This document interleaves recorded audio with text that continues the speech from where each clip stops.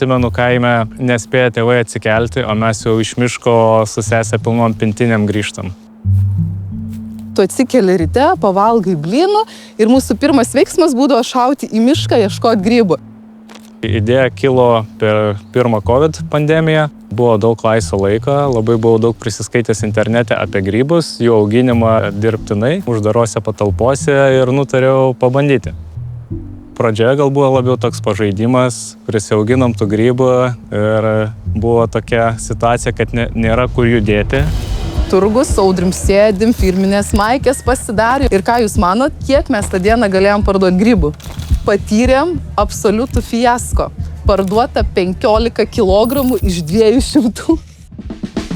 Supratom, kad čia nėra tas kelias, kuriuo mes eisim. Norim gaminti kažką, kas būtų naudinga žmonėms, kad turėtų teigiamą ilgalaikį poveikį ir mes pasinėrėm į maisto papildus.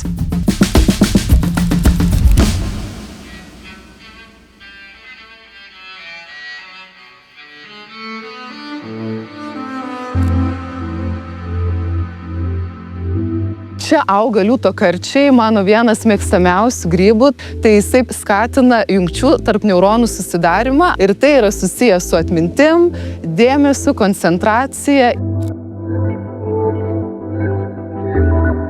Labai įdomiai atrodantis, raganos pirštus priminantis reišį grybas gali padėti kovoti su stresu, su nerimu, gerinti miego kokybę, taip pat hormonų disbalansą. Supratome, kad jei norime rimtai žengti į biotechnologijų rinką, turime didinti auginimo pajėgumus bei investuoti į savo laboratoriją. Eksperimentuojame su įvairiais grybų substratais, auginame įvairias pradermes, ieškome optimaliausių auginimo sąlygų. Parašiau Eimantui vieną klausimą, ar jis ką nors girdėjęs apie Lion's Mane. Taip mūsų pažintis su Tesonetu ir prasidėjo. Kol kas veikia bet tik Lietuvoje, bet planuojam žengti ir užsienį. Čia mums reikės Tesonet pagalbos su visais jų resursais, kontaktais ir patirtim. Tiesa, jau galime kalbėti apie pirmą bendrą derlių, unikalią receptūrą ir technologiją. Pagaminom stipriai koncentruotus Lion's Mane šuotus, didinti žmonių produktyvumą.